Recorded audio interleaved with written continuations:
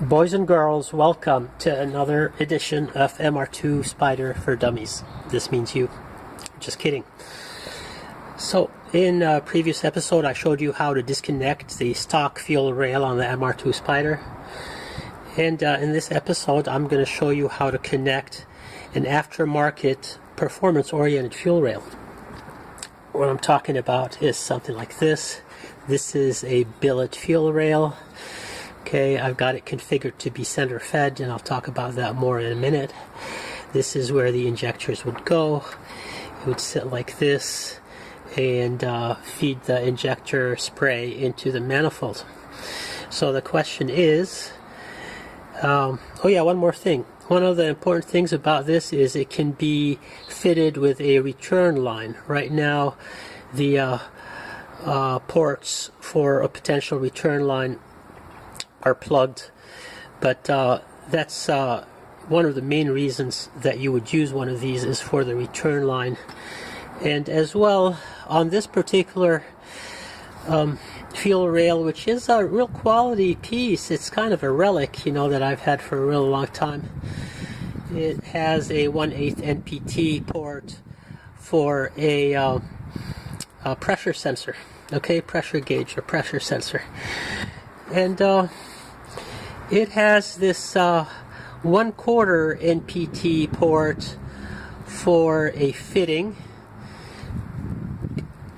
This fitting that I've used here has 1/4 NPT male to -6 AN flare. Okay, and -6 AN flare is one of the standard sizes of fitting that are used in fuel systems, so you will encounter this a lot.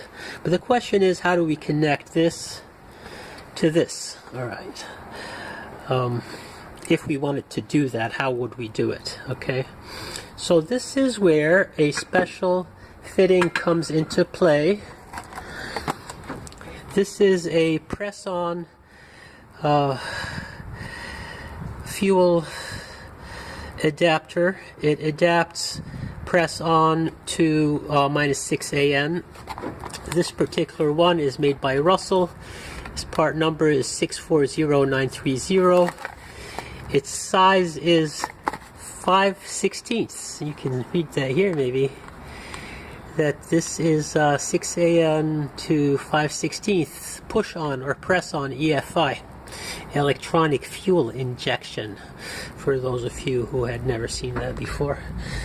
Okay, most of you have seen it, I know. Alright, so bear with me. Okay, so this very nice little fitting, of which I have one that's already opened, has the nice feature that it will go right in to the Spyder stock fuel line and press in and lock. This is now locked, alright, so it will not come out. So then, to connect it to the fuel rail, I take a 6 AN braided fuel line, okay, with 6 AN flare ends. This end threads on here. Of course, we would want to tighten it. And then the other end with threads on to the fitting that we put on the fuel rail. Okay, so this is it, we're done. Okay, we can orient it like however we want, figure out how to orient this thing. And you know, we might vary the length of this depending on how we want it to look or run or whatever, but this is the basic idea. You have your 1/4 NPT to 6 AN elbow. You have your Russell press-on to 6 AN adapter and a 6 AN braided fuel line. And you're done. Thanks for watching.